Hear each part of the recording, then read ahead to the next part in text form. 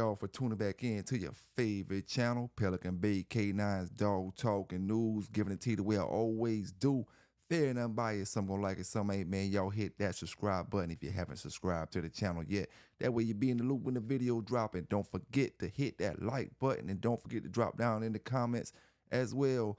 Big salute to all the brothers and sisters down in the chat right now. Big salute to all the brothers and sisters watching this video, sitting on the couch, just laid back. You know what I'm saying? Salute to all the dog lovers and dog people that take care of them dogs from all over the world, from one side of the country to the other side of the country. You know what I'm saying? You in here with your boy PBK9s tonight. Got a special interview for you. We gonna, do it like I always do it. Fair and unbiased, raw and uncut. You know, one thing about the Bay, man, I like to give you fresh content. You know what I'm saying? Content stealing, it ain't my thing.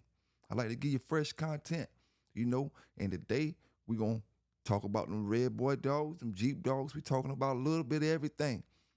But what I will tell you, you know, got a special interview for you. But I made a mistake. You know what I'm saying? I made a mistake. 5 minutes, roughly 5 minutes to 7 minutes at the beginning of the video was chopped off. You know, because I made a simple mistake. Forgot to push the record button. You know, forgot to push the record button. But 5 minutes was cut off, and we didn't talk about too much. We were just talking about the 3 popular dogs from the Carolinas, which was Redboy, Jackson's Hank, and a dog named Willie. Willie, Redboy, and Hank was all we was talking about. And the brother was saying basically those dogs were on the same level. I asked him which one, you know, from 1, 2, 3, how would you categorize them? He said, you know, they pretty much was equal. Only thing about it, Hank and Willie was a little more faster than Redboy, but far as their, you know, overall about each dog, they was pretty much equal. All 3 were great dogs. You know, we didn't really get into deep detail about the dogs, but we were just speaking on it, and we spoke on about Roddy Piper, the wrestler, Roddy Piper, before he really got deep into the wrestling, when he was just coming through this, you know, coming through the state, because I was asking him about, you know, South and North Carolina, being that they were big hubs for wrestling back in the days. Did he meet any more wrestlers? But, you know, we just talking about Roddy Piper, you know, and, you know, the video, like I said, 5 minutes, at the most 7 minutes was chopped off, but y'all enjoy the rest of this interview. PBK9s, y'all know where y'all heard it first. Y'all know where y'all get it from the best. You know what I'm saying? Check it out. Having a weight advantage of any sort to do anything with that big rascal. And in July, too, dog days, good Lord. So he was a very good dog, man, getting around that. Now, one thing I want to clear up, I know a lot of these fellas, some of these fellas got dogs bred off of Jeep. Yeah. I ain't trying to bash him. What I was saying about Jeep was I didn't like his style. I like the rascal dogs much better. I like real powerful little dogs with a lot of that are fast action dogs. Mm-hmm. You know, move fast and all that. So, but I had a friend that his last name was Hill, Marty Hill. He had a dog called Johnny, and this dog was bred down. One or two of I think the dogs that he was bred out of. He was a brother-sister bred dog. He was a double-bred Jeep Rage dog. He was a nice-looking, Carver-type looking dog, and he was a good acting dog and all of that. There wasn't nothing wrong. I liked him. And some of that, I think he was kin to some of maybe them Dunlavy dogs. Maybe Garcia might have used some of that stuff. Mm-hmm. But anyhow, that's what this dog was. And Marty was a master. He was a master electrician. He did big contracting work. He run a contract. He run a crew of electricians. He was elected master electrician type work, and so he'd go out. He'd be out of town sometimes a week or so at a time on different jobs. But I had 2 of them little females, little black females off of Jackson's Toonie dog and my face bitch. And I had that big barn that I had built, getting it set up, build that round table in and everything. And so I needed lights out there. And the barn was about 30 feet away from my house. And so I asked Marty. I said, Marty, I'll give you these two little females. I'll give you these two little females if you'll come wire up my barn. Put fluorescent lights and all that in plug-in plugs, power plugs. And he came. He did that, and even to this day it still works. That's how good a worker, craftsman he was. And them dogs turn out were looking extremely good. And he took them up to he was planning on breeding them back to his Johnny dog. And he took them up to about 16 months of age, maybe it's somewhere around that age group, maybe 18. He took them up there to Fat Bill's. Fat Bill had a little personal private show. And when that got over, he went and got a couple of his dogs to, bump them with, show them. And they just went through them dogs like a hot knife through butter, extremely fast, good, strong mouths, and putting everything where it's supposed to be put. And so he was real excited about that. And of course, Vernon was VJ was there, and I feel some other dog men. But anyhow, he took them back, and about a week or so later, somebody came on his yard and stole those two female dogs. And he got so discouraged from all of it that he got out. He just quit. He quit the dogs. He got rid of his, I don't know what all he did with his dogs. He got rid of the rest of his dogs, and he went to race car driving on a dirt track. He switched from dogs to dirt track racing, and that was the end of that. And so I don't know what happened to them two little females. They went to somebody, and they did whatever it did with them. I reckon if they were any good and panned out, and they bred them, then I reckon they were, they probably got papered some other kind of way. Yeah. But that's what happened on that deal. But as far as the Jeep dogs, I saw these good dogs. They were very good dogs bred out of the Jeep and the Jeep Redboy stuff. And those people that have them, and they like them, hey, there's nothing wrong with it. I don't want to say nothing bad against Bob Finley. Bob Finley was a heck of a dog man, and he was a very good dog man. He was like Mr. Burns. He was like Mr. Burns. He was a gentleman, easy to get along with, just a fine fella all the way around. And James Crenshaw was too. James Crenshaw was a nice fella. Yeah. But I just like his rascal stuff. I like them rascal dogs. I like them better. A lot of people favor that rascal stuff. I never really dealt with too much of that rascal stuff, but I hear a lot of people talking good about it. Yeah. Well, see, that Gunner stuff, that was some Mayfield stuff there, Giroux and all that. Mm-hmm. Some of that he played around with, and the Brahman Snake Dog, some of all that stuff. I didn't see. I mean, some of that would turn out okay, but personally for me, I didn't care for that. I liked the way them rascal dogs, the way they looked, the way they were put together, the way they were built.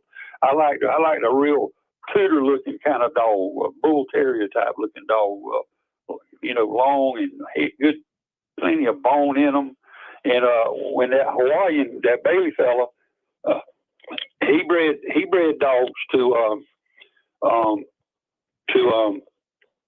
Vernon's dogs. He had Redboy dogs, Bob Holland and him. He had Redboy dogs, and they made breeds back and forth with Vernon's dogs, and they got good dogs. Mm. Everybody don't tell you everything they did with all their dogs. A lot of people kept to themselves. Yeah. There was a fellow that his name was Russell, and he had some Redboy stuff that he bred off of that Prince dog of Mr. Truitt's. And he got good dogs, and he showed them, and he won with them. And there's pictures of them over there on the online Pedigree, and they gorgeous dogs. And but the Pedigree on the onlines on that Prince dog, actually, it was. I mean, Cecil used him, bred him a bunch. And also, Mr. Truitt got him. He had built him a good yard off of that. So I gave him a bitch called Black Beauty. Mm-hmm. It's Truitt's Black Beauty or Truitt's Beauty. She was a black dog. she was off of my face bitch, and a little dog that was a good bred little dog up the road from them Zetterquist boys. He had a little dog called Critter, and it was a good breeding on them dogs. And I let him I traded I had some more of them dogs, but I traded that dog for that female dog for he had a little boomerang bred bitch, and off that Mr. Ugly dog he had was a John Lloyd boomerang bred dog, and a little bit of my other stuff off my yard in her. Her name was Missy, and so I borrowed Missy to breed to my Winchester dog and see what I would get. And he took Beauty and raised her up, and he won one show with her against Powell. And then later, when he bred Prince to Beauty and got that Dolly dog, she was called Garner's Dolly now. When Dolly was show age, Powell come down and challenged Dolly, and he lost again to her. And then after that, that's when the Jackson come down from Texas. He come down and traded a nice Kubota tractor and a trailer and everything for Dolly, and took her back down to Texas. He won with her there, and then Gardner come and got her. He got her and bought her, and he won with her. And then I heard later. I heard later that she'd gotten stolen off his yard, and I don't know if he ever recovered her. But I think that's about when he started building all them pens. Yeah. Building them real pens that people can't go in there and steal his dogs, and he put a big fence and all around everything. And so I don't know what'll happen there. I do know a man that was living down this way. He had a granddaughter off of Dolly, and she was a good looking thing. I said, man, that's a good looking dog you got there. But I don't know what all happened to them dogs. But that Prince dog was a producer. And the thing is, you want to know exactly how he was bred, and this comes straight from the horse's mouth, because I called Cecil and sit down, because I called him. I said I wanted to go over that pedigree with him, and I said we talked, and because you have to remember, he had that Bose dog. That Hampton's Bose dog was a full brother. He was a full brother to that Johnson Rage dog. And so here's the neat thing. He'd call me sometime back. We're talking about a good while, because all this is stuff that happened a good ways back. Yes. He said, when I talked to him, this was back in 2000. I documented everything on the Pitbull database. I talked to him on 04, 06, 2015, and we had a personal conversation about the breeding on the dog. And he told me that the Prince dog, Truett's Prince, was off of June's Bose. The June boys, Al fella had him, and the Parker boys, they had like a combined group there. And they called him June's Bose at that time. Frank Jacobs later had him, and then Joey Bunch had him after that. And that Joey Bunch is the one that shot him because he hurt his little girl. But that Bose dog was off of Buster and Morgan's Whitey, the same way off of LaPosse's Buster, and the same breed as the Rage bitch was. And then here's where it gets the correct breeding. So he had called me a good while back, and he told me, Johnny, he said he bred that Bose dog to my face bitch. So they bred the face bitch. I was one of the last one to own her. Chandler and Cecil, and they bred dogs off of her. And I understand it might have been some Paladin might have got a bred to her. I never could talk with them Sheffield boys to know for sure. But anyhow, I'm trying to get this thing moving on. That dog off of Bose and my face dog was Middleton's White Gal. He called me about that. That was years ago. Years and years. He said, Johnny, I'm getting white dogs. I said, you are? He said, yeah. He said, off that Bose dog and that face, they're white. I said, are they white and they got little black tickings in their skin? He said, yeah. I said, well, that's a good thing. There ain't nothing wrong with that. I said, don't do nothing with them. And they turn out being good dogs. And one of the starting out was Middleton's white gal, and off of Booze and Face, and he bred white gal back to a Rebel Kennel's Sundance dog. Mm. So that once again was, you got to remember, Face was off of Middleton's Black Betty, and she was out of Holt's Jeremiah 2 times, and Jeremiah was a full brother to Buster. And so Sundance was off of Buster, and that Morgan Sandy, she was Midnight Cowboy and Davis Piggy. So they bred Sundance to white gal, and then get this, you got another one. Her name was Middleton's White Baby. She got white too. Dang. Got another one. Dang. And he took White Baby and bred her back to Bose again. And that's how that Prince dog is bred. He is bred out the Gazoo. He is an extremely well-bred dog. And of course, they got 17 offspring listed off of him. But Mr. Truitt had a yard of dogs bred off of that Prince dog. He was getting into some really good dogs, and he still had some of his old Redboy stuff, some of the last of it. And he was getting into some really, really good stuff. And that's when that Humane Society people just walked on his yard. No, everything they did was illegal, but they made their mind up when they got the dogs to kill the dogs. And they killed Prince and all of them, killed them all. Put him about like me, put him out in the dog business. Yeah. And but he sued them. He sued the Humane Society and won a big lawsuit. I mean, a big lawsuit.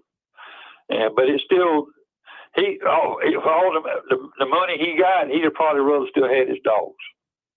He was just that type of fellow. He liked his dogs. He had some good ones there at the last, especially off that Prince dog. Middleton tried to buy Prince back. He went back and talked with Mr. Truitt and offered him twice the money back what Mr. Truitt paid for the dog. And Mr. Truitt said, no, I don't want to sell him. I'm going to keep him. And so, but that's how that dog's bred. That's the correct breeding on him, and that's coming straight out of the mouth of the man that bred the dogs. Yeah. And so anybody wants to know the truth of it. Sometimes you got to call the people, run them down, and talk to them personally. Mm-hmm. No. But can you hear echo? Well, can you hear echo with me when I speak? Echo? No, I don't hear an echo. Okay. So that was Marty, and I want to straighten the stuff out on the Jeep dogs. I wasn't trying to put the dogs down and whatnot. And Mr. Truitt, my dog partner, and Mr. Gaines was at that Homer Jeep show. But you understand, Mr. James was top of the line dog conditioner. Mm. You don't just go matching into him with just any dog or whatever. You had to have T's and I's and all. You had to have everything crossed and dotted. You had to really be on your game. You just weren't going to steamroll over him. Yeah. And he could get a dog, and he just could get a lot out of a dog. He get out of a dog other people couldn't do it. My dog partner was the same way. He could get a dog to do more, particularly females. He had a knack for females. He could just really, really good with the female dogs. But I just want to tell anybody out there that's listening, you got good dogs, and you got Jeep in them, but you also got to consider honey bunch too now. And there ain't nothing. I'm not knocking any of that, because like I said before, if you got dogs that are good dogs, they're good dogs. I mean, you can't control everything that happened in the past. And you had good dog men like Mr. Hensel. You had lots of good dog men that whatever they said they were bred, they were.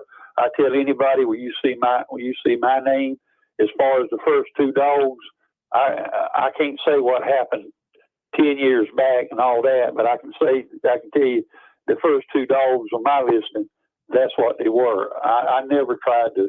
I didn't see no reason to fake papers and things like that. I didn't see no advantage to nobody. I looked like it hurt the dog game myself. Yeah.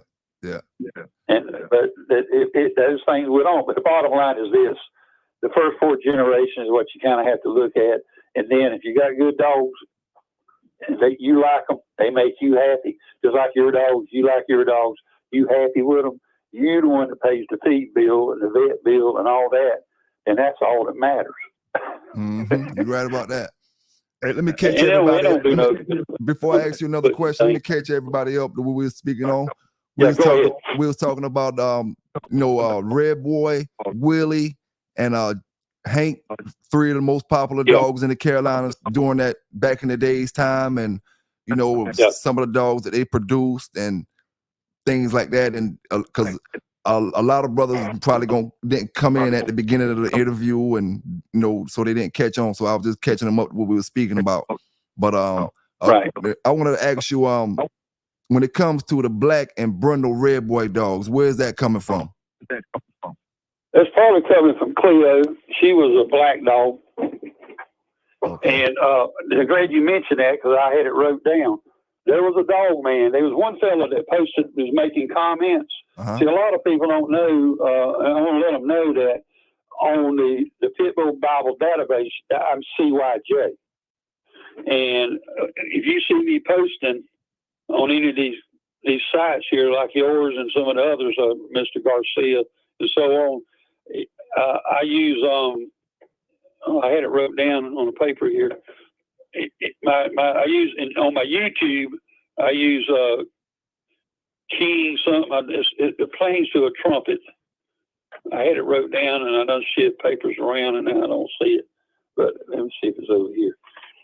I'm 1976 King Golden Flare. That's a very, very highly sought after trumpet. I had one of them. I played trumpet and cornet and flugelhorn, and I still play a little bit today. We did up to that COVID messed everything up. I have a saxophone player, and alto saxophone player. He played the lead. I just can play harmony. We don't play no real complicated music because I can't think that fast no more, and I can't do any of that. I just play what they call a third or fourth trumpet, the harmony, and we just play basic church hymnals. And a professional, semi-professional player, that'd be easy stuff to them. I hear you on that. But anyhow, that's who I am. So if you see me, because one of the guys posted on there, what was the question he asked? I asked him. I said, he seemed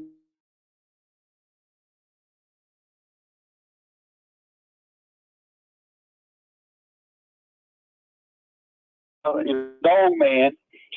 There was a dog man that lived so many miles down the road from Mr. Bass, and he had dogs directly off. And he might have had that cat bitch, but he had dogs directly off of Redboy and Cleo. He had about 20 of them dogs out there, and so them talking about color.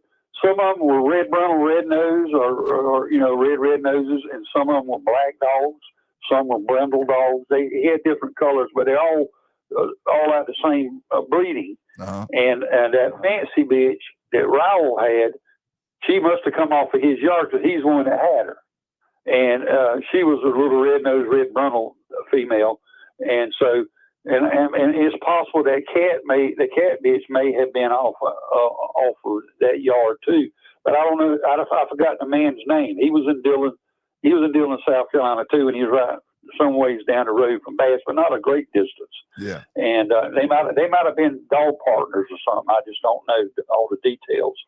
But and so I'm sure Katie and a lot of them might have got dogs from him. Eventually, I think he sold his dogs off, and some of maybe the hunt fella, and some of them guys, different people might have got dogs from him as well. And see, another is the connection with Mr. Mims and R.E. Bass. The connection between them is, and Mr. Mims could he got along with Bass because what they had in common was boxing. Mr. Carl Mills was a Golden Gloves boxer when he was a young man. Yes. And Bass's son was a Golden Glove boxer. And also, if they don't know it, those Gainey boys, Mr. Gainey's, they were Golden Glove boxers too. And so yeah, but Mr. Mills, you could get, he could get the straight of things with Mr. Bass. Yeah. And I think he got a lot of dogs. I mean, some of his dogs might have came directly off of. I don't know if he got dogs. He might have got some dogs from Katie. I don't know where all he got all of his dogs. A lot of his Redboy stuff that he had a lot of the older version of it. Yeah. And then if you talk with EWO, he'll tell you there's about 3 versions of those dogs. Redboy dogs. And yeah, and they're crosses. Yeah. And so some showed a little better than others. Mm-hmm. And but regardless, in their pure form of breeding, they needed that hybrid cross. If you put like a rascal dog or even the Jeep dog may click good with them, and some others, a Chinaman, and that Chinaman stuff. Them boys that call themselves the PD Kennels, they had some of that Chinaman Redboy crosses, and they did good with those dogs. And like I say, and one guy made a mention of a fella had another female off of that Redboy Cleo breeding. Redboy was a Redboy's sister. There may have been another one. The only one that I knew of was the one that Lewis Miles had. He had one female, and she was a black. I think she was a black dog, and she just wouldn't fight. She wouldn't do nothing. She was a cold dog, and he just shot her. Back then, a lot of times they'd shoot those cold dogs. Mm-hmm. I wouldn't shoot a cold dog if they're well bred. Yeah, especially a female. Sometimes the other sister of that dog can be high strung and won't raise a darn dog. Whereas that cold dog, she'll raise them puppies and take excellent care of them. And like I say, you got to give it one try. They made breedings off of a cold bitch at Tombstone, and Randy Fox is telling that whole story on his site. There was a lot of good dogs come off of that female. And another thing about Redboy, it jumped in my mind, and talking about that Fang dog, they was the Cordova breeding in that dog too. And I don't know if it was in Redboy, but there was the Cordova breeding in that dog. Oh, wow. And that might explain some of the size. There was a lot of Mr. D. Cordova's dogs. Bill, I think his name was Bill, but it was D. Cordova. I might not be pronouncing his name right. But the dogs that he had, Randy Fox knew him well. His dogs were big dogs. Oh, wow. Yeah. Let me take me something here to open my sinuses back up. I want to go a little bit into any more questions on Redboy stuff. I mean, I was going to ask you, did you consider Redboy one of the best producers that ever lived? Well, yeah, he's right up there in the rest of them. If he wasn't no good, there wouldn't be so many of them. Yeah, you're right about that. I mean, there's a lot of people happy with him. Yeah, that's the way I look at it. If there's a lot of it out there and they happy with it, I don't know what the Hank dog could have done. He didn't get bred 2 times, and I don't know what else they might have could have did another repeat breeding on on that Queenie bitch and got some more of them dogs. It's just hard to say. But yeah, the thing is, he stood the test of time. Yeah, he did. Yeah, that's how you have to look at it. Whatever stood the test of time up to today, they had to be something going for them for to go on like it went. Mm-hmm. Right about that. Let me tell you, any other questions about Redboy? And for I say they did come in different colors. They didn't all come red nose, red brundle or red or whatever. And I explained all that over there in one of the articles on Pitbull Database. And like I said, that first litter of them dogs, I saw most of them. Yeah. And I had one of them on my yard for a while. The bouncer dog, he was a Tiger Brundle, and he was a good acting dog and everything. I didn't have nothing, didn't like him. A Navy SEAL ended up with him. Mm. That's who he was the last owner of that bouncer dog. I heard about the bouncer dog. The fourth guy had a big one. He had a big red. He was a big red black muzzle dog. And he was a rough customer. And like I say, but anyhow, they didn't all come red nose. You got red brundles. I think you look at some of them dogs, they even come brundle with white on. I think one of them dogs, a Katie's, that was one like Mr. Bulldog. I think he might have been a buckskin or something, but I don't remember for sure. Yeah. But there was another one, I forgot his name. He's got a picture of him. He's a brundle with white on him, brundle and white. That was one of her better stud dogs. He was a good size looking dog. And they had more of a look like the old friend of mine type dogs. They had really, one of the things they did had noted for is, what I noted about them was they did them that they had good air. They had good breathing air on them. Okay. You got to have good dogs that can breathe. If they can't breathe, you might as well go do something else. Mm-hmm. There's so many factors go. It's just like an athlete, in boxing or any kind of athlete. He's got to have certain attributes that he's got to be born with. If they don't have it, it's like a weak link in the chain. If they don't have good bone structure, good tensile strength, good lungs, all those factors play into everything. Because if they can't breathe, they can't do nothing. Short-winded dog can't breathe. That's why you don't miss a lot of them old stocky dogs, little stocky, barrel-chested kind of dogs. Yeah. You don't want to mess with them kind of dogs. You want lean dogs, long, lean, a good amount of chest capacity going down up under there. It ain't wide. It's the lengthways down. Yeah.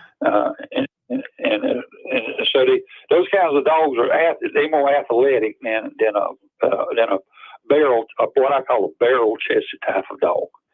And also another thing you got to watch is on them back legs. If that dog's legs are real straight when they stand all the time, and they real straight up and down, almost like you could put a ruler on the back of it, and it's real straight. A lot of those type dogs will be weak.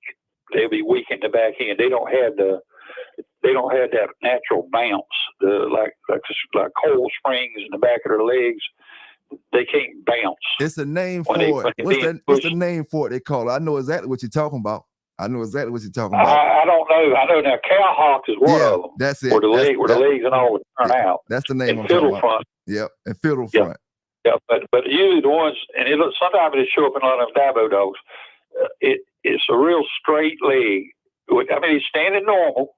They move normal. When they stand, the leg don't have enough bend in it. Look like they tippy-toeing. That type dog, that dog can't take the pushing.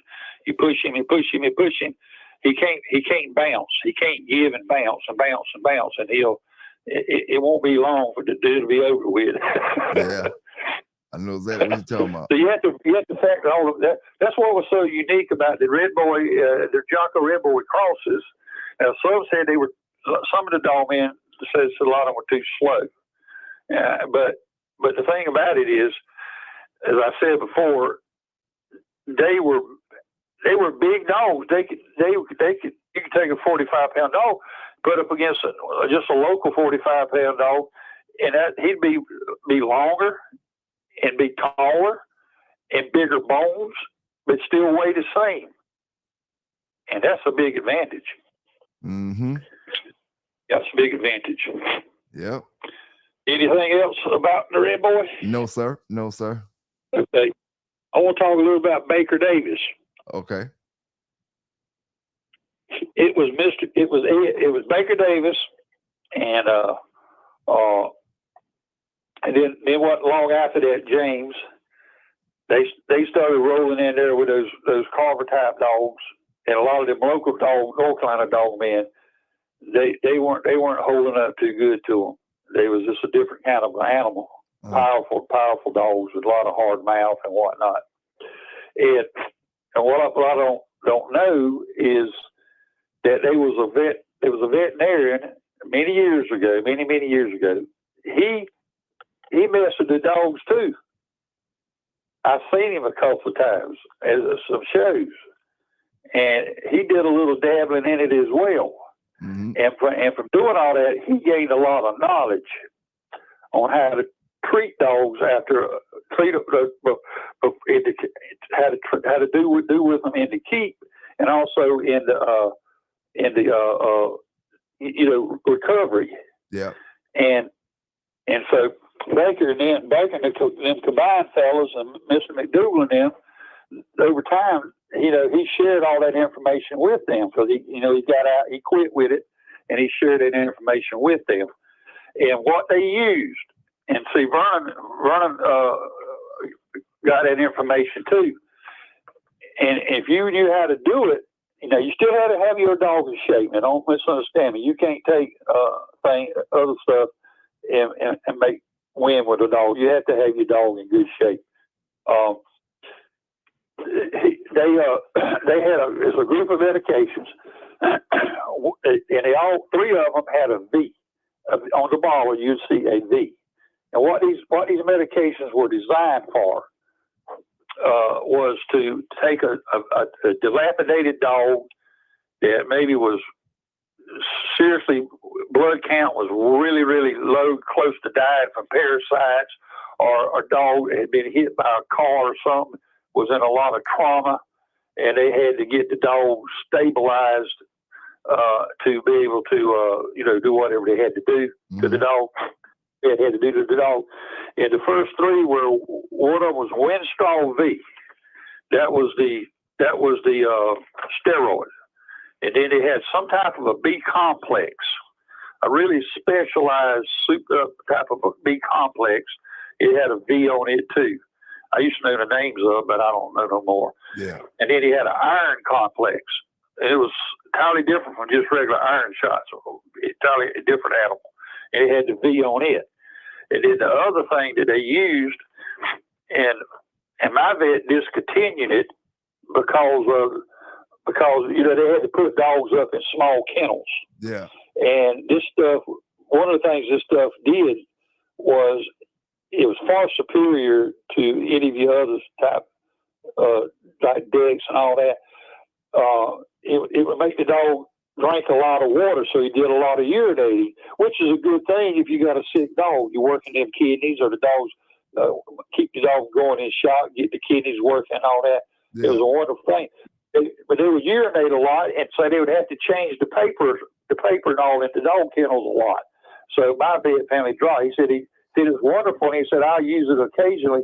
He said, but it caused so much problem with having to keep the kennels clean. Mm. And urinate so much. Yeah. But it was called, I think it had 2X on it, but it was called Pre-Death 2X. Pre-Death 2X. If you ever pull it up on internet, you'll see how superior. I mean, this stuff was something else. And then Dex, and you had your Dex. And so the way it was used on the Winstraw, and then some would do on male dogs, they'd do the testosterone, and then there was another called Anavar. But I think the Winstraw didn't have any masculizing effects on a female. And so if you read some of them keeps them guys put out on them steroids, I looking at them, I said, my Lord, you guys are giving them dogs enough steroids for a dang on bodybuilder.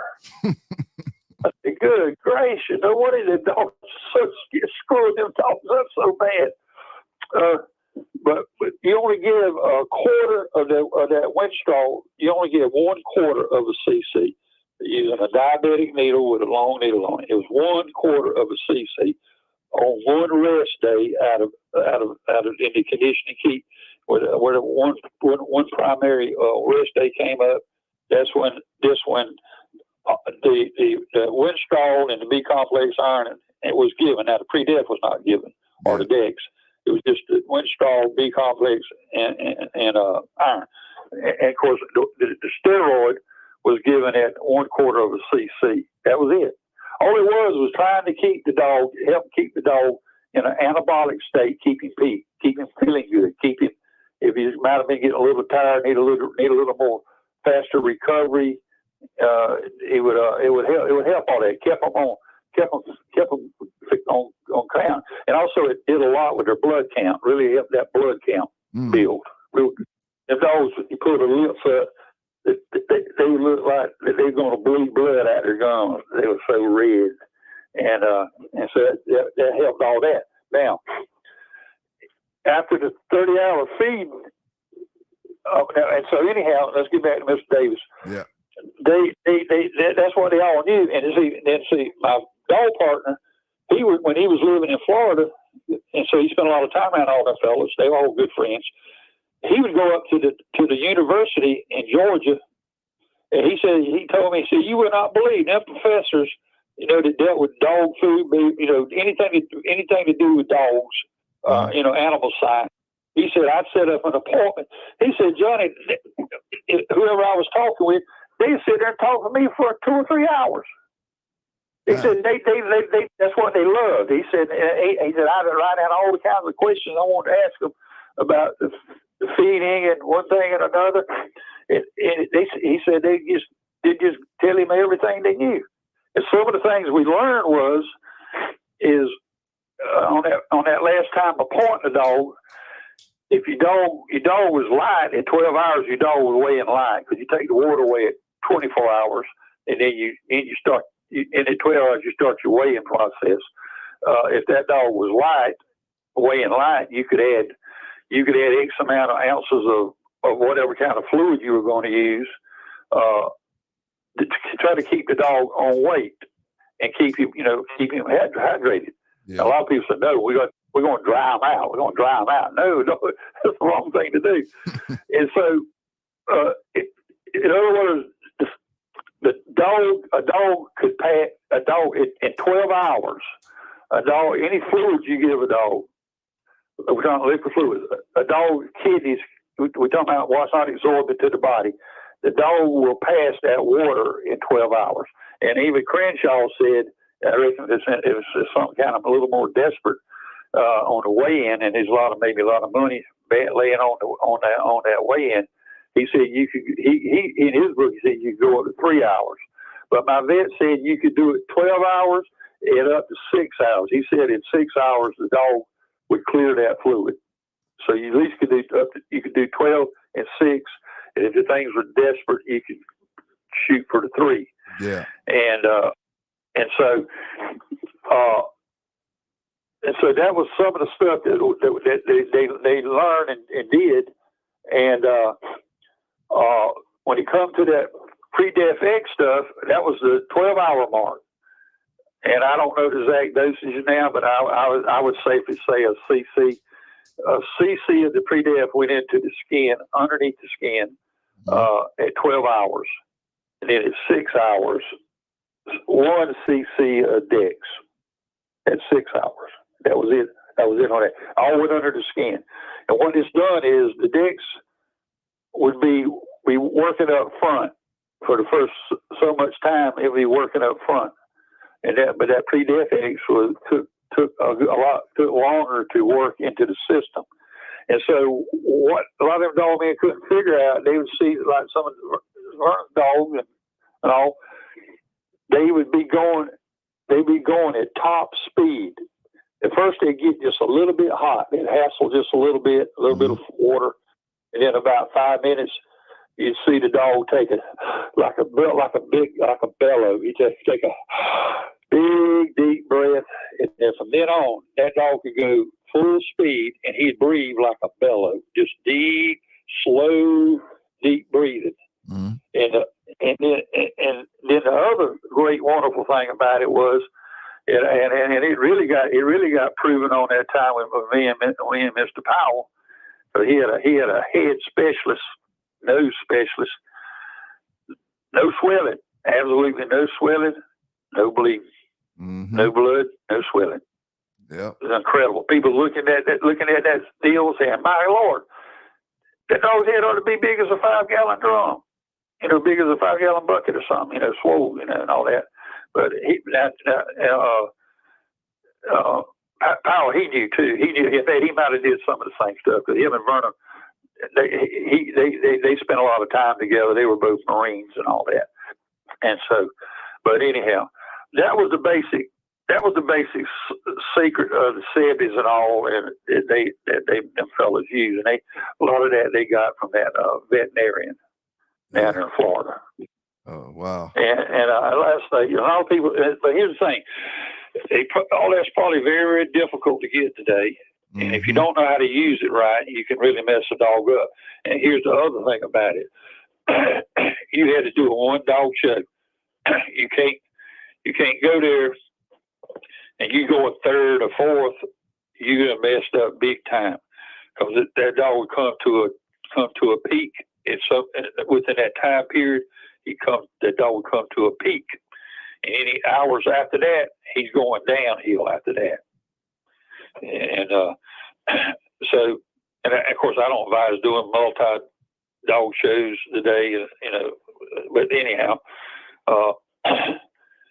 that was it. And Mr. Davis, he rode in there. He was taking names, kicking butt, and taking names, and then later Crenshaw come in there, and he was he became a person to be reckoned with as well. So in other words, the times had changed. Yeah. The methods were different. A lot of them were using the cat bills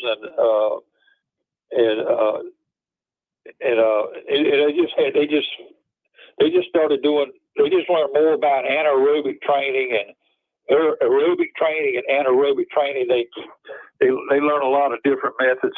The EWO fellow, what helped him a lot in the way he did his dogs was his son was a real good wrestler in high school and whatnot. They did wrestling, and a wrestler has to train anaerobic. He has to have a lot of anaerobic training because of the type of event it is, type of what you're doing, and that's why a lot of people don't think hand walking dogs is good, but it is. It should be a good part of your routine. And if a fellow that lives way out in the country, he's going to have a big advantage over somebody living in the city, where that person cannot get out there, maybe try to go to the park, not cause no problems, or try to get out in the country. But somebody way out in the country just got a lot of maybe open farmland and stuff like that. They're going to have a bigger advantage. And I was like Mr. James. I believe in the hand walking. I think if you do the proper hand walking, included with what else, what some other meal work you might do, what it does to me, in my thinking, is that when you get down to those short rows, that dog, they get a little break there, or they get down, they slow down a lot, or the dog gets down on the bottom, he can get back up. It helps him get back up. That's the way I saw it. And so, but I was a strong believer. I used a 30-foot rope, and I would tie every foot. I'd put a knot in that rope, because if that dog saw something, he was out there in front of him. He saw something. He decided he wanted to go. You have a glove or something on, and that rope could seriously burn your hand. You might let it go. And so I kept putting them knots in that rope in a loop as well. And that way I could reel him in and reel him back out, reel him in and reel him back out. It's those type of dogs, they out there walking and pulling like that, they get in shape. Yes, and it's a type of condition that don't overwork them. It don't overwork them. So it's not really complicated on the conditioning side of it. It's just hard work. That's all it is. You got to have everything. You got to have everything in place. If you're going to be, if you're going, also if you was doing the conditioning, that's all that I would do. I'd try to have a place way out somewhere and stay away from everybody, and that's all I'd do. I just have me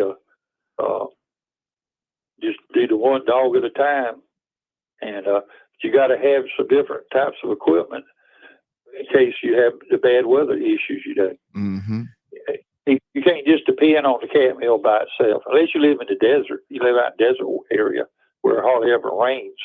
Now, since you said that real quick before we keep going, the weather. Have you ever seen the weather change? The weather make somebody have to pay a forfeit?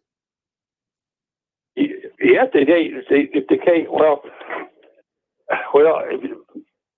if they don't have the right, they don't have like a round table or one of them newer, nicer meals, and maybe an area that they can hand walk the dog. If they got behind, say it rained for 2 weeks and they got behind, you're not going to make that up. You can't make that up. You're not giving your dog a fair chance. Yep. And that's what it was. You had a lot of them armchair dog conditioners. If they felt like going out and work, no, they did. If they didn't feel like it, they didn't, and they didn't do it on a consistent time. It has to be on a certain time. The main workout. Now, you hard to walk it. You get up early in the morning and you walk them. You can walk them again in the middle of the day, however much walking you want to do, and then the main exercise at nighttime. Usually they do it at nighttime. But you got to be consistent, and the feed has to be fed at a certain time. It has to be consistent, and so that takes time. See, like with Mr. Crenshaw, he would take off from work, and he'd spend the whole time with the dog. He spent the whole time with the dog. He didn't go to work and come home and do whatever. He would take off, and if it was 2 months, he's going to be spending 2 months with that dog. That he spent the whole 2 months with the dog. He did everything with him. And if you ever look at his treadmill on the YouTube, where he's got the dog on the porch, it's raining out there, but he's got the dog on the porch doing that treadmill. But that ain't just any old kind of treadmill. I could be wrong now, but that mill he had was super extra wide. And only mills I ever saw like that was the ones they sold out of Germany. And they used them on them Schutz hound dogs, and they could run 2 German Shepherds on one of those meals. They could put 2 on at one time and run them. But the way that meal worked at all is a very high dollar, high class made type of a meal. And if you notice on there, if you watching him, he mostly would let that dog mostly just walking it, just steady walk, steady walk, steady walk. Now, he might speed him up a little bit, let him go back to a walk. But you'd also notice that while he was doing that, it was raining. It was raining. Yeah. And so you have to have some other things to back you up on bad weather days. You can't just depend on one certain thing. If you build a real nice big proper type round table, you got a building to put it in. Yeah, if it's raining, you can't walk the dog. You can still do ample enough work, maybe two times in the day with that type of meal, and you'll be all right. And once the weather cleared up, you go right back to what you were doing. But and then I say I don't know nothing about those last type of treadmills they're making, and like $3,000 to $4,000. Yeah. They may be all right. I don't know. I don't know. I never. Only the kind that we dealt with, the better ones was made off them Volkswagen hubs. But they were slat mills, and they were wide slat mills, and you had to be careful with them because they had a lot of drag on them. Yeah. And it looked to me like they didn't make them wide enough. And if your dog's foot run down the edge of it, it could blister their foot, or them slats could pinch their feet. You had to be careful with a lot of that. So those my dog partner, he didn't do much with them. He had a treadmill. He didn't use it much. Oh wow. Yeah.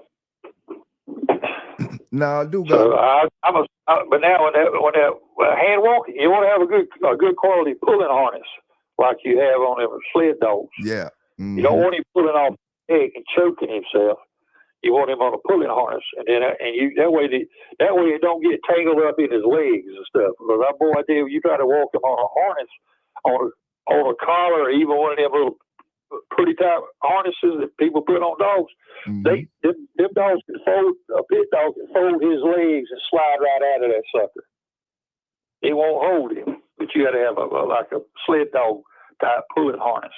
Yeah, and then the rope and everything, and also that chain pulling. You got to know that within that hand walking scenario, you have to set up certain points, and you could a certain amount of weight of chain. You can throw that chain on there and let him drag it for so far, and he'd take it off and just go back to the hand walking.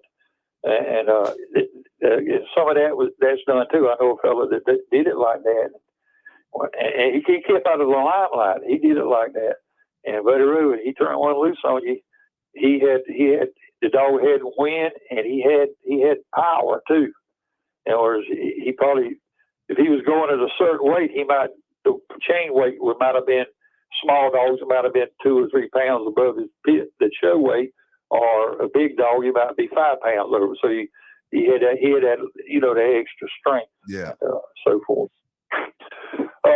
Let me see. I think I went over most of what I wanted. Some of this stuff. And that guy that had those Redboy Clio dogs. And we did the popular dogs. I did wanted to ask you about this part, about the Medlin Outlaws dog.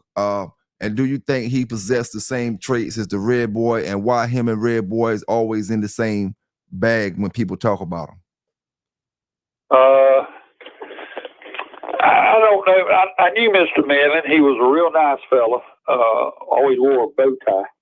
And I didn't know that much about his dogs. He had a little bit of Joe Bill's, a good breed in there off of Joe Bill's stuff. And I think he might have been the one that had that dog that they call Rose. That was real popular up that way. But they did breed some of that Medlin stuff.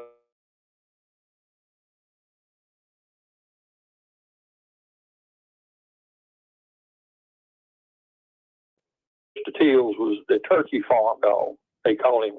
That's what they called him. He was raised up around a turkey farm. I think it was Jim Rayfield had him, and he was a real good dog. He was a champion. And the last time I saw him go, he won his show, but he had a rough time winning it. Normally he was just a really good dog. He was a gut dog. And later, and after it was all over with, Mr. Till called him outside, and he said, "Did you work that dog right?" He said, "That dog didn't put out like he did in the last 2. Did you do him right?" And Jim told him no. He said, "I got on the drum. I got on the drum. And I didn't. I said, he said, I know I barely squeezed by. If he had went the dog's stomach, it might have went the other way. But he was a really good dog. And I liked him. He was showing off for Till's Jeff, and he looked like a Kobe dog. He was marked like him, and he looked like him. We're talking about the outlaw dog. And I hope his outlaw. It was a dog called Turkey, the turkey farm dog. Yeah, turkey farm dog. Yeah, okay. And I tried to get up with him, but I never could get up with him. And they later bred something. I was off that Medlin stuff. They bred turkey farm to. They had a dog, grand champion dog called Bobo. I believe it was Bobo. That guy's last name was Coleman. Coleman. Coleman. Let me see if I can pull him up here. It's Coleman, Coleman, and a male. But I got his pedigree over here. There's a bunch of Coleman dogs listed in here, but it's Coleman's turkey. Yeah, Coleman's turkey. Showed him a 2-time winner, but I believe he won 3. And so that stuff, I noted in there that he looked like a Kobe dog. So he come off of, see that he was off of Teal's Jeff and a dog called Kale's Brownie. And then I was off of Medlin's Rib, Mr. Medlin. And that rib stuff come off of Winningham. I knew Winningham off of Winningham's Tanner, and then Medlin's Red Lady. And Red Lady was off of McCraw's Snowball and Bill's Red Lady. And then there was another bitch in there called Burleson's Lady. But they bred that. They was 3. I only showed 3 offspring. And one of them was Grand Champion Bobo. And he, let's see, there's a lot of Medlin blood in that dog. He had the Rayfield's Ginger and Kale's Bobo and Luther's Lady. All that was Kale dogs. And all them dogs had the Jeff dog bred in them and the Medlin dogs. But I think some of that Medlin, and it might have been because of some of the old red-nosed blood that was back there, I believe, in them Medlin dogs, maybe through Mr. Joe Bill's dogs. It seemed to click good with the Redboy stuff because some of the Redboy has the Medlin in it. Mm-hmm. But Mr. Medlin, if he got a good one, he would usually let Mr. Teal work it out.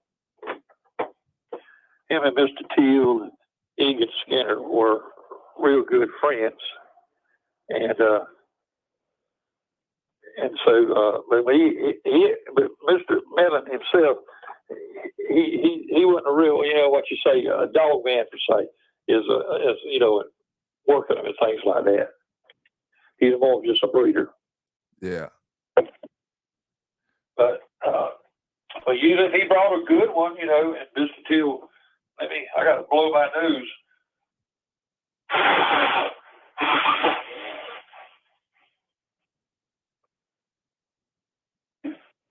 And Mr. Teal, if he brought one to Mr. Teal, they generally were a good dog. Yeah.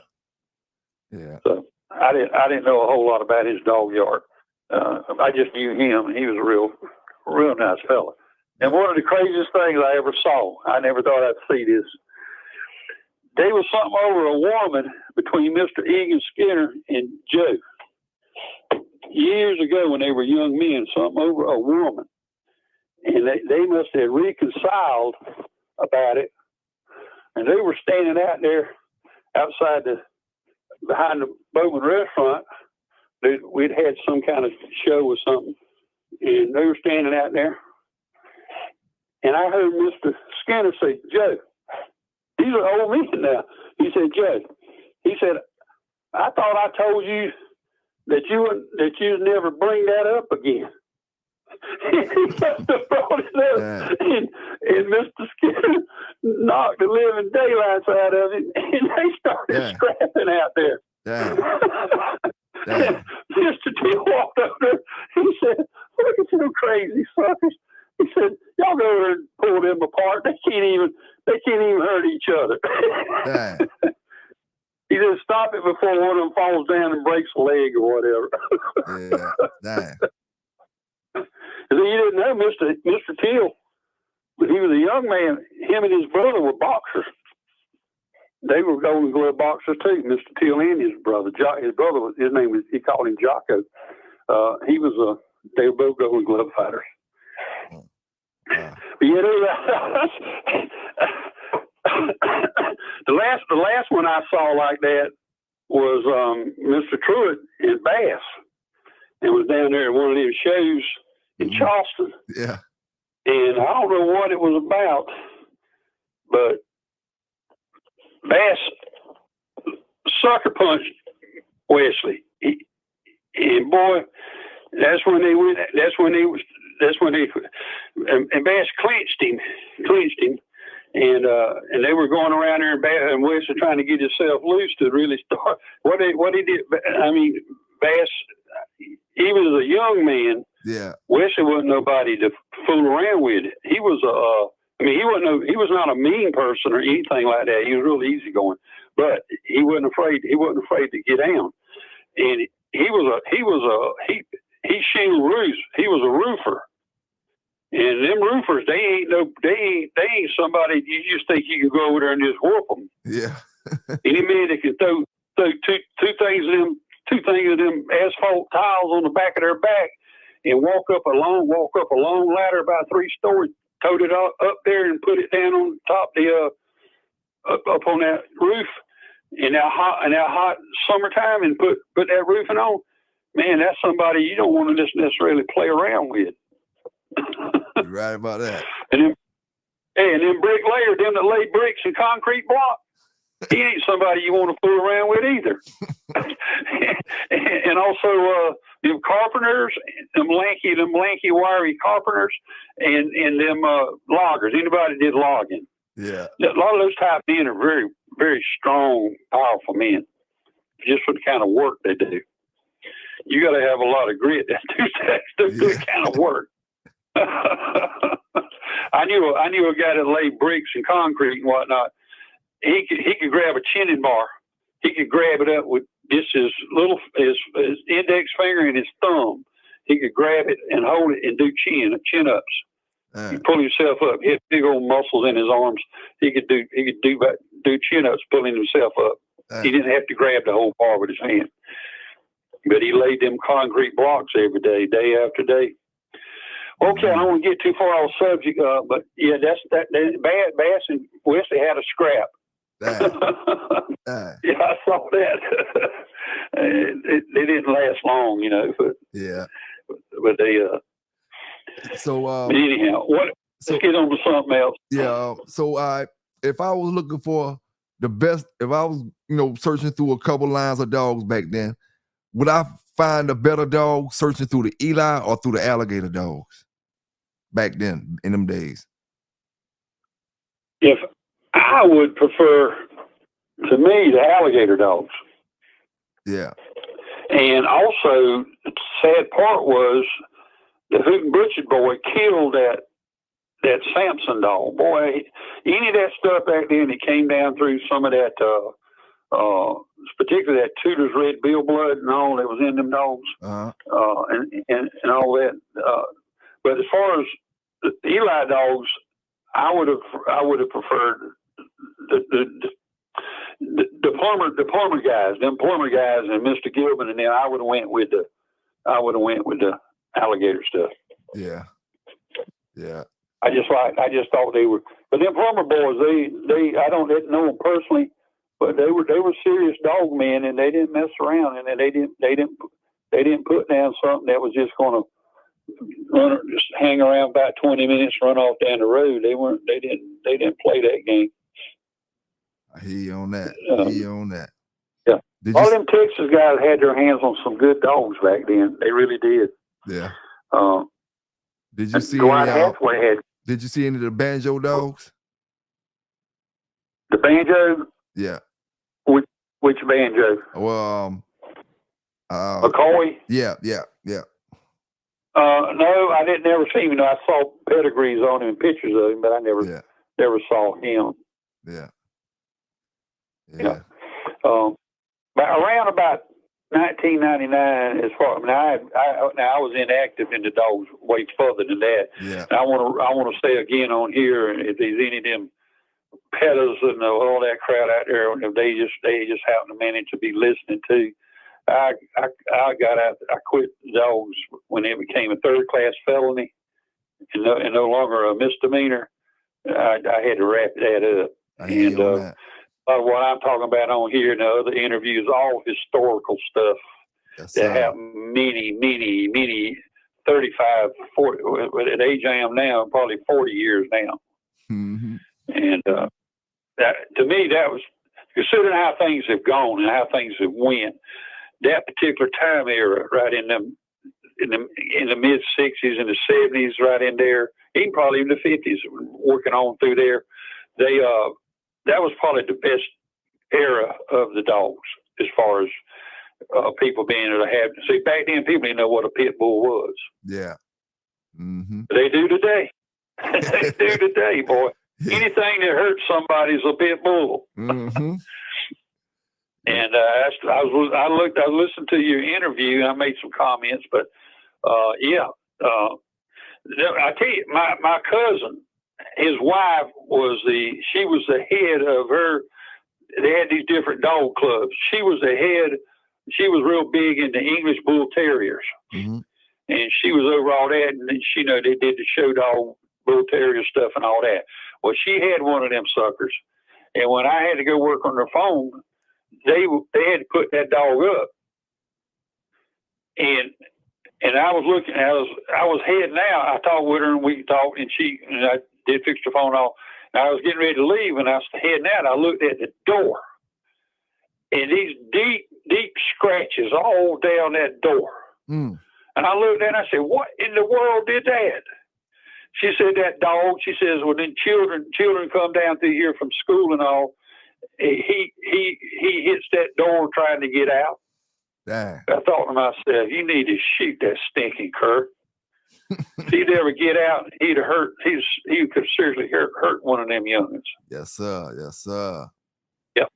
And so them English Bull Terriers, them Rottweilers. There was a guy had some Rottweilers had them tied on a doggone cow chains. I said, "Mister," and I worked around fixing phones. I run into lots of types of people and whatnot.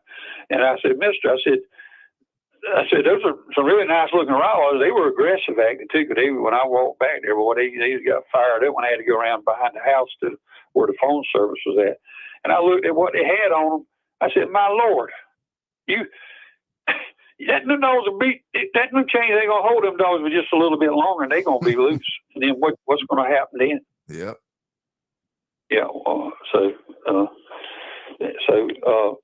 Anyhow, it just is what it is today, and I just hooked it up. I mean, I feel sorry for those. I really feel for those children. And there's another thing about a biting dog and a territorial dog, and them territorial type dogs that kind of run in them Eli dogs. And my face picture's like that, and I suspect that Boo's dog was too. But here's the thing about that type of dog. You need to build a fence around them, no matter what. If you went into that face bitch's chain and she did not know who you were, she'd eat you up, and she wouldn't be playing with you. Yeah.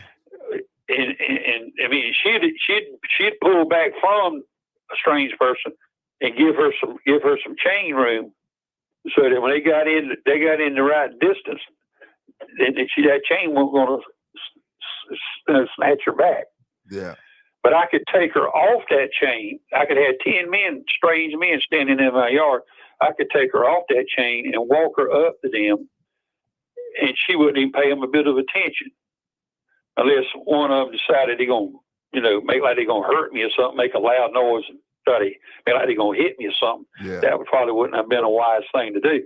But other than that, she would pay them absolutely no attention. But on that chain, there's a different story. Yeah. It's only who she knew could go to that chain and pet her or feed her or whatever. And see, it didn't matter about the feed. But now the other kind of dog you go to feed that sucker, and he tries to bite you. He's trying to bite the hand that feeds him. Shoot that sucker real fast. Mm-hmm. I got one, Mr. Joe Bill, like that. I said, "Joe," I ended up giving him one of my other dogs for a stud dog. His last stud dog he used off my Chuck dog.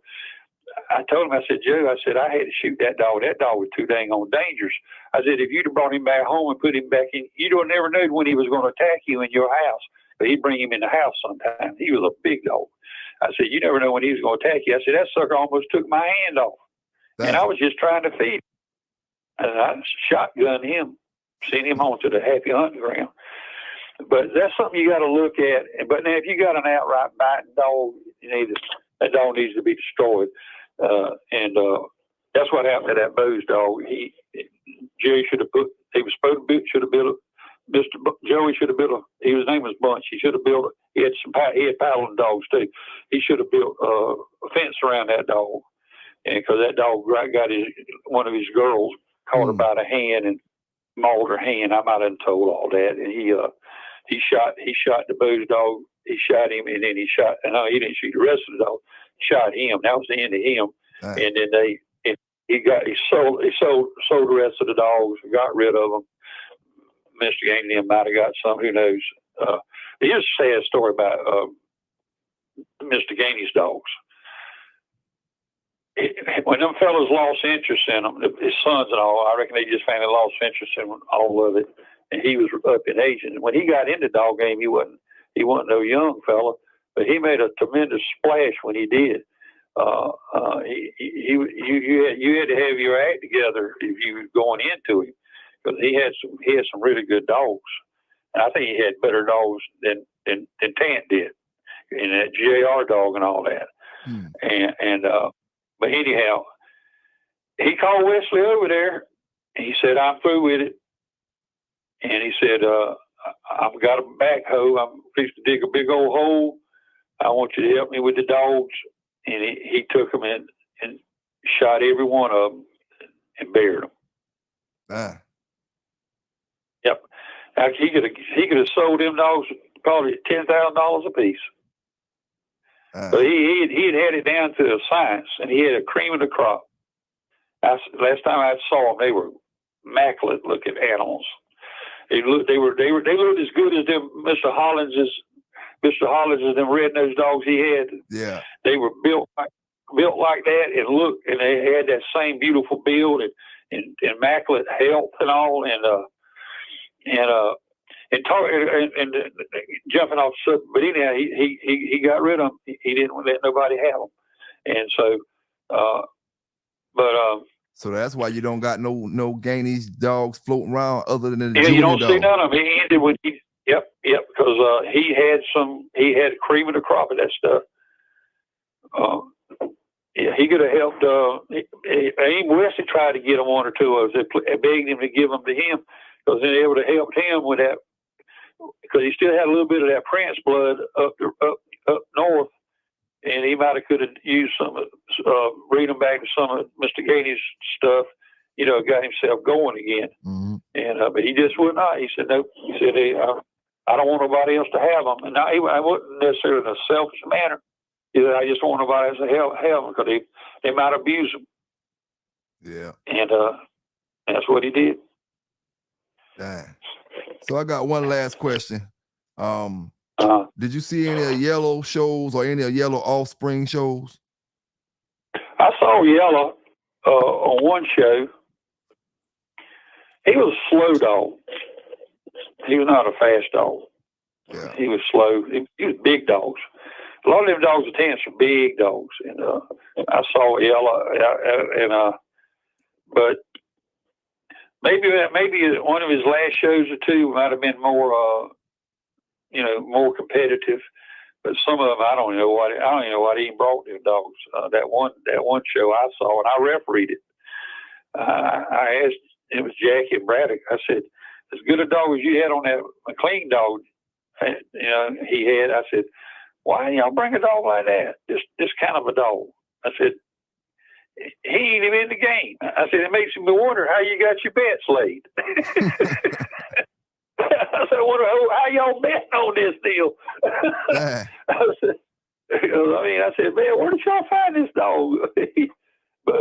But the Yellow dog, I'm not gonna take nothing from him. He won 5, and he was not. Now JR was a much faster dog, faster mouth, faster dog. I think he was a much as far as overall dog. I think he was the better of the two. Okay. And and another thing I always notice about dogs, and I like the trait. I like that trait if you had it.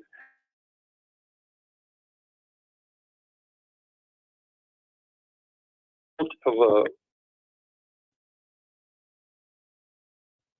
back there, in your bloodlines. Yeah. Generally, you can see it really, really brought out real strong at looking at Mr. Holland's dogs on the YouTube. Somebody did a video of them dogs. You can look at them. Yeah, one of the things they do, and my dogs did the same thing, they wag their tails down low. And like if you got the dog between your legs and you're doing a show or something, you feel them hitting your legs with that tail. They be wagging it and they hit it. Yeah. And they don't flag their tails. They stay down low. And if you notice on a lot of your Carver dogs, a lot of them dogs, you'll see that same trait. And I always said it was a bull terrier trait myself. And so a lot of times they had them, what they call a rat tail on them. All that, I liked all that. I like that, all that sort of stuff. Like I say though, they don't make them win. Yeah. But it's a good trait. And there was one other thing, but I forgot it. But I hope I cleared up some stuff. These dogs today they all pretty well blended with a little bit of everything. Some of them are doing a little more family breeding. I did know a few fellows that were, doing a lot more stricter family breeding. But even with that, you only can do it just for so long, and then you have to add something back into it. Yeah. And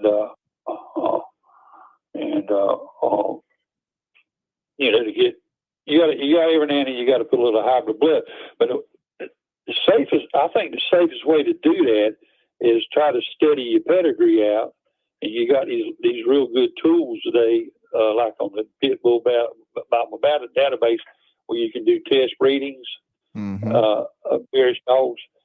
Is you look at the predominant. Let's say your dogs use a lot of Chinaman, a whole lot of Chinaman, and you needed to add something.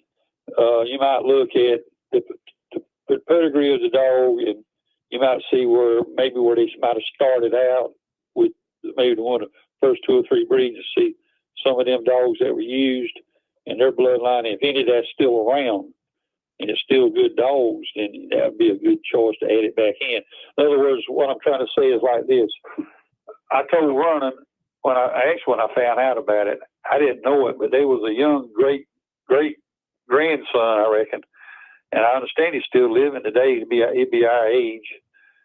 Had some of them Kobe dogs down there in Texas, and see, for some strange reason, those Hensel dogs, they are hard. If you had some real straight Hensel dogs, they just didn't click with everything for some reason, and normally you see they'd only use about a quarter of it. So like Don Maloney used a lot of Hanfield blood, and about a quarter of that. And like the Rage Bitch and all them type dogs, you see about a quarter of Hensel there. And so for some reason, unless if you been Hensel dogs, you might have been all right if you kept checking them and whatnot, and they kept coming strong. But they didn't seem to really cross with anything else, that well overall. Oh, man. And they didn't produce that catalyst type whatever, and so that's one of the things in breeding. You got to look for that catalyst. Some of them catalysts, and it used to be some of them old family dogs. Somebody's kept or preserved them. I know back then that Tudor's Red Bill stuff was real good, and I think that some of them dogs that the California Jack had, they were good, and maybe some still using some. If they still got some of their actual Redboy, I understand his one fella still does. Yeah. And Katie sold all her dogs that she had that was left on her yard. I understand a dog man from Tennessee come and got those dogs and took them back there. And I understand for once in a blue moon, every so often he has a pig picking. They don't do any. You just have just a pig picking. Everybody goes there and talks, and that's about it. Yeah. And I had the number and all. Her son Bo gave it to me. And I said, well, I don't have nothing in the game anymore. I don't have, I'm gonna just I'm not going to call him. I said, I'm not driving all the way to Tennessee. And I said, I don't have no skin in the game no more. I just not done my, I mean, I could have won and all and whatnot, but I said, no, I just leave it be. Yeah. And for some reason, I was trying to talk to Katie. I went there. She owns a transmission shop too. And I was trying to talk to her, but Bo came out and he kind of run interference on me. I think Bo and her, they had a kind of a falling out is what he told me. That's her son. Yeah. And I was trying to locate a fellow named Rocky Nelson, see where he was at and what happened to him. And of course, Katie would have known because he spent a lot of time on Katie's yard. But he told me where he was at and whatnot. And he told me a little bit about what happened between Bass and Katie and how she ended up with the dogs. But he kind of he just wouldn't let me. I just wanted to go. I've been tempted to just ride back over there sometime and just go up there and knock on the door and ask to speak. I know she's still, running it or managing it or whatever. Yeah. But see, Katie, you wouldn't know Katie. You saw Katie when we knew Katie, and you saw Katie today or when she later on when she remarried. She married into a kind of well-to-do fellow that he run a lumber yard and all that, like Home Depot, that sort of stuff. Yeah. And there in Florence, she married that fellow. He was an older man, and so she kind of just quit everything. And when I run into her one time, and she invited me to come. She was running a place where she had a business doing T-shirts and stuff, putting stuff on T-shirts. Yeah. And she invited me over there. She invited me to come over and talk with her. Well, nothing like that was on my mind anymore, and I should have went, and I didn't go. I might have could have got some good information out of her at that time, but now it's almost impossible to get to see her, to even talk to her. It's like I would love so much to sit down with her and go over some of it, and see because she did tell me that she had run the Pedigree down. And the last thing, and this is the last rumor. 8-Man, I talked about 4 hours with 8-Man, and I brought up about the trice dogs that my daddy had. Yeah. And he said, let me stop you a minute about it. You said trice dogs. He said, and Mr. Till had trice dogs. He said a dog man that talked with Katie, she told him that Redboy's sire was a trice bred dog. Which, if all that was true, it'd make things even better. But true or not, we don't know. And if she had had run out of pedigree, I don't know. Yeah. She kind of talked like she had. And but nobody. There may be somebody that sit down and talk with her when she was running that registry and all, and she might have told them. Because what I was wanting to do was, I made some copies of a lot of my pedigrees that I had, so she could help all the more pedigrees she could get from other dog men. She could build her own registry, because you couldn't get nothing out of UKC. Yeah. If you could get all the breedings off of UKC, off your Bulldogs, man, you talking about something that help a lot of everything, but they ain't gonna release none of that. Just ain't gonna do it. Well, all right. I reckon I've said enough. And one thing about Argo, that Argo dog, yeah, I liked him better than Jocko. Argo, just because he was a faster mouth dog. He was a really good dog. What happened to Argo is kind of what happened to our Homer dog. They sold Argo down the river, them gamblers gambling. Yeah. Sold him down the river. And he liked the night lost. He come awful. He come really, really close to winning, even though he was not been put up, properly worked and all. He still liked to pull it off. Them suckers was sweating there for a good while. But he was a bulldog, I'm gonna tell you that. And I will say that, and I might be said this before. Apples was holding her on with Molly B. She was keeping Molly B off of her. and that's when Mr. Edwards called for a fang, and so they instead of Scotty was handling apples. I think what they might have done, she might have been fanged and maybe couldn't get her fanged, but they had to break them apart. But normally you don't break them apart. The first thing you do is a good referee is going to have a stick or something with him. Yeah. And he can run it down in there and break the dog's tooth loose out of the lip. And they don't want to get them out of holes. And but what he did, he broke them apart. And you're supposed to put both dogs supposed to be had their feet on the ground. Scotty held Apples up with her feet off the ground. And when they turned them loose, Molly B went right into her chest. And that was the turning point then. And Mr. Chavis, he went bonkers. And he was telling Vern to call the foul. He said, Mr. Chavis, I can't call a foul. Your handler ain't calling no foul. Your handler's got to call the foul, and I got to recognize it. I said, he's the one that screwed up. I said, he's the one that put you at the disadvantage. And Mr. Chavis got mad at VJ, and he never had nothing to do with Scotty after that. Scotty used to handle all his dogs. And he never had to do with after that happened. And of course, they sent me later. They sent a daughter off of Molly B.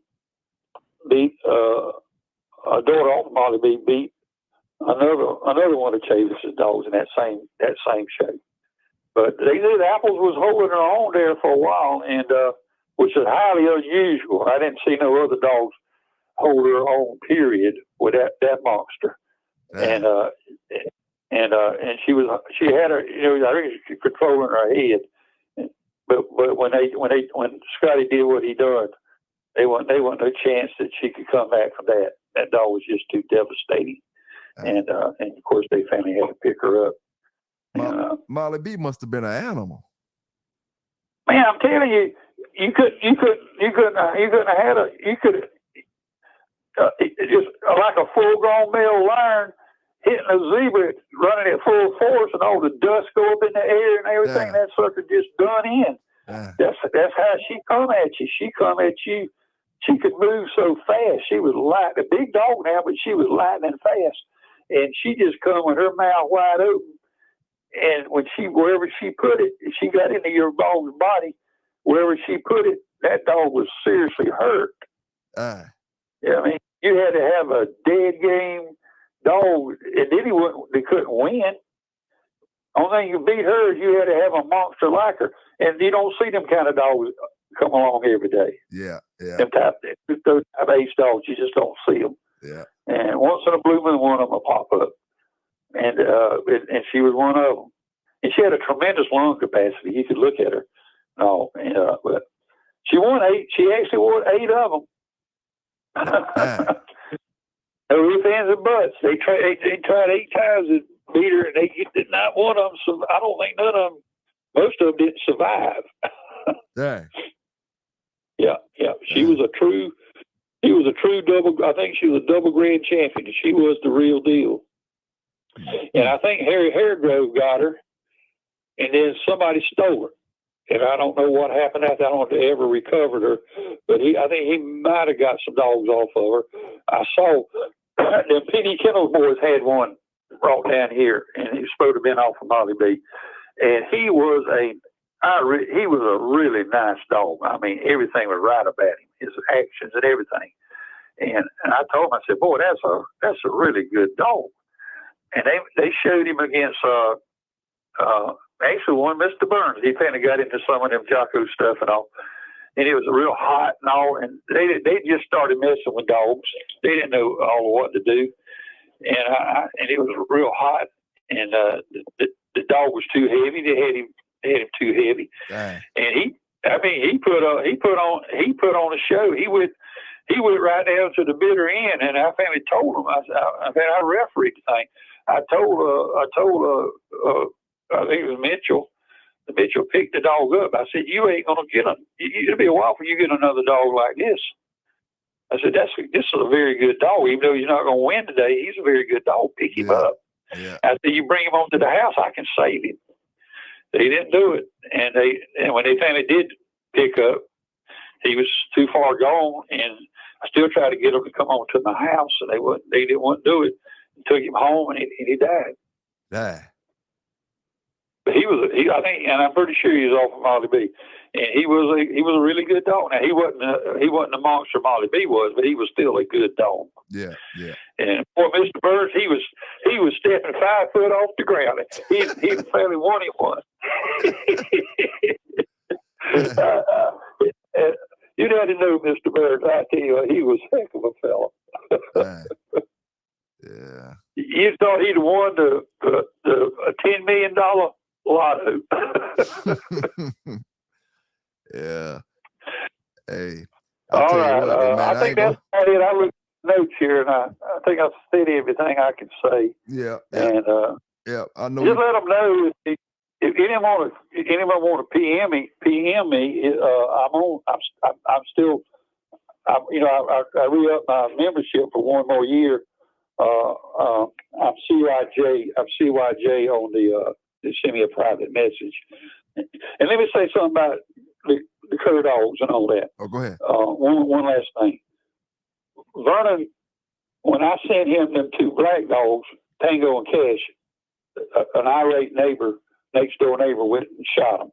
Those dogs they were showing tremendous potential. And then some of the dogs got drowned down there when he took the dogs back down there. But that Harley dog might have quit. Westy said he quit. Berta said no. I don't know. I mean, I didn't talk about none of this stuff to 25-something years later. But when I gave him that Harley dog, and not making no excuses for him, I told him he ain't like Tango and Cash. I said, this dog he plays like a big old puppy. I said, you done. This is the last of the Mohicans. One of his other brothers, Bumper, he was sterile. A fellow named Dennis owned him. I can't remember Dennis's last name. Owned him, and he just had to use him as a road dog. And he told me on one day, some fellas come there, and he stopped 4 dogs in a row with him. As soon as they could one out, he'd put a nut in, and Bumper wiped that one out. I mean, that's the kind of potentials they had. And then one of them was a retard. He was stupid, and he was a retard, so did away with him. And but evidently the inbreeding was I was really onto the right lines of dogs, I believe. And I was trying to, and Cecil and me were running in the same direction. I was trying to bring up a Bully Son, more of that Bully Son Art Missy stuff, but anyhow. There was also a black female. Dennis had her. She was a good dog. And Vernon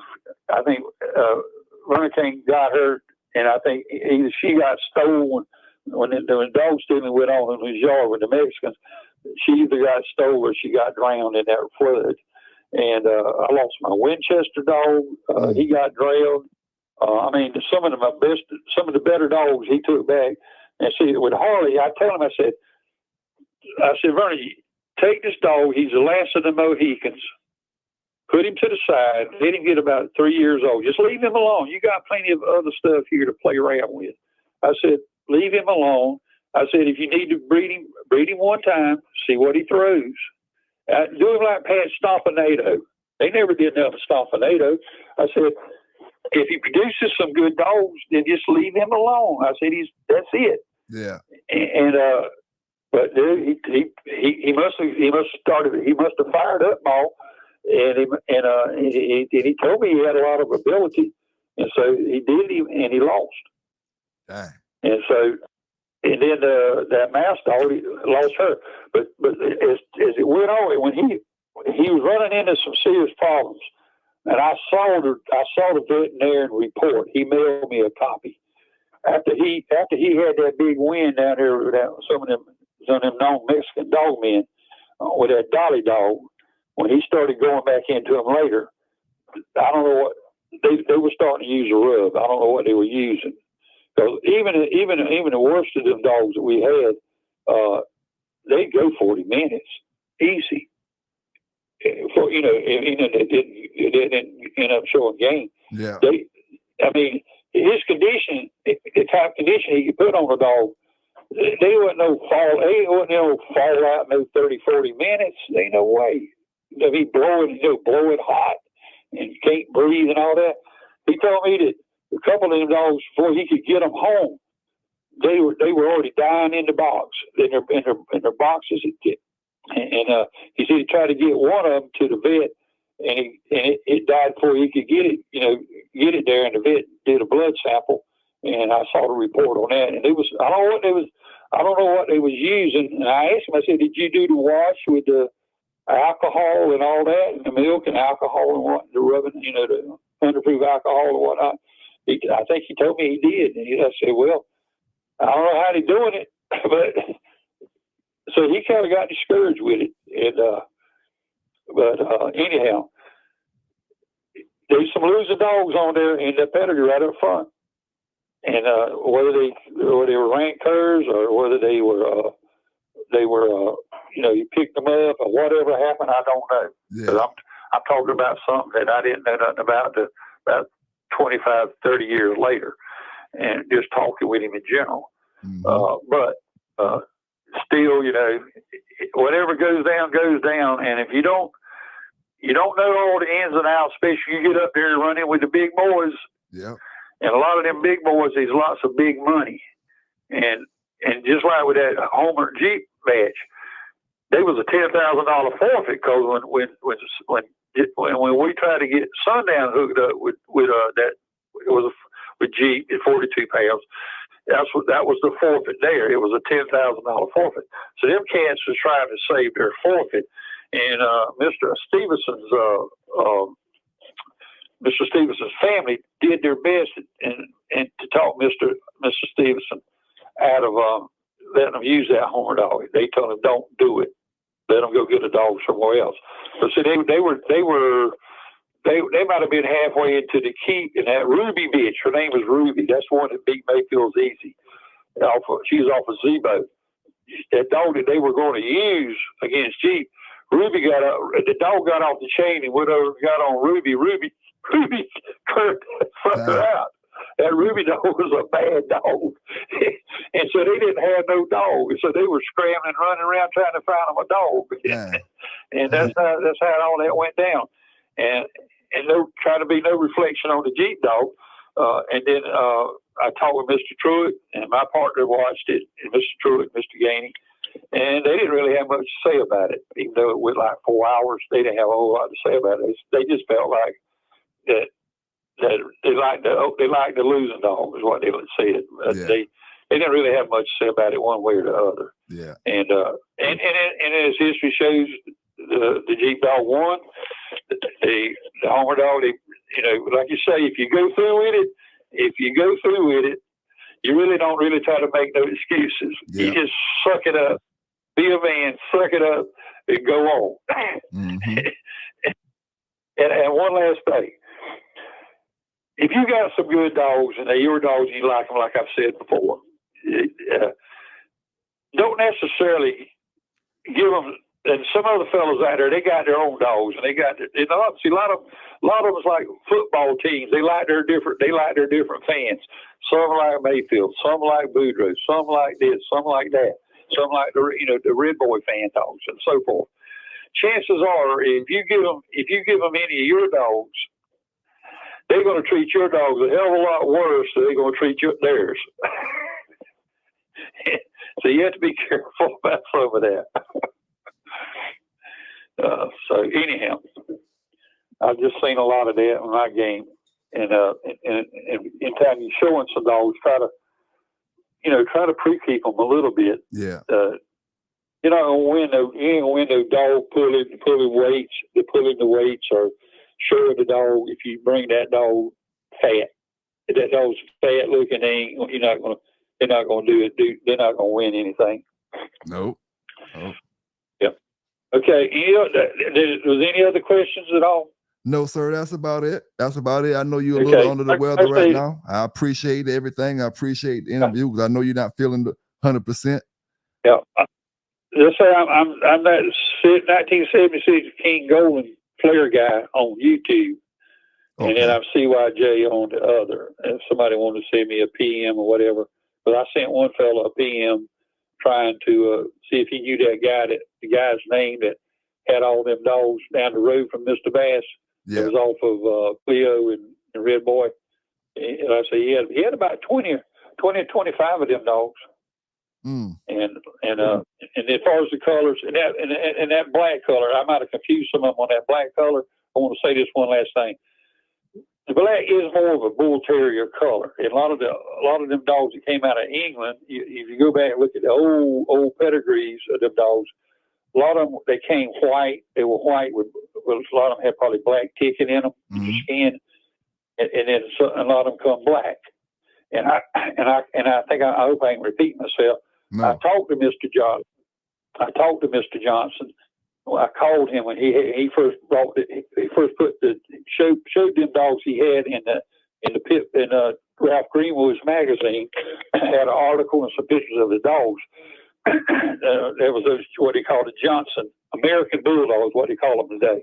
Yeah. And they supposed to had them dogs back before the Civil War. His family had them. He said he came directly from England. And so I was talking with him, and I asked him, I said, do you get any black ones, any solid black ones? He said, no, I never got a black one. He said they come colored like them Kobe dogs. They were white with brindle patches, red brindle patches, and maybe, and I don't know if he got a brindle or any other colors. But generally the white was the predominant color on them, and then they would have some mixed colors. But he told me he never got a black dog. Oh, dang! And now today, if you look at his dogs then, and I think there's one man still trying to stay more to the tradition of the Johnson dogs. Yeah. You look today, them suckers is done trying to turn them suckers into a doggone English bulldog looking dog. They're trying to get them squattier. Yeah. Get them snub faced, taking all the functionality out of the dogs just to produce a type of show dog. Yeah.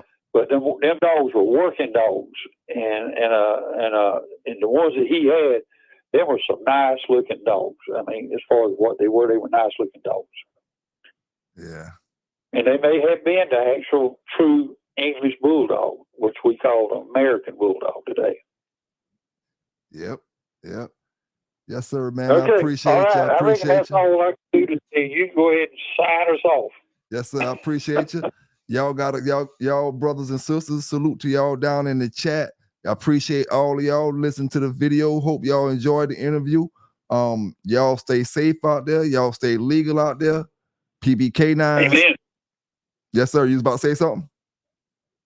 No, I said amen to that. Stay safe and whatever. Hey, yes, sir. Yes, sir. Y'all stay safe. Y'all stay legal. PBK9s. And we out.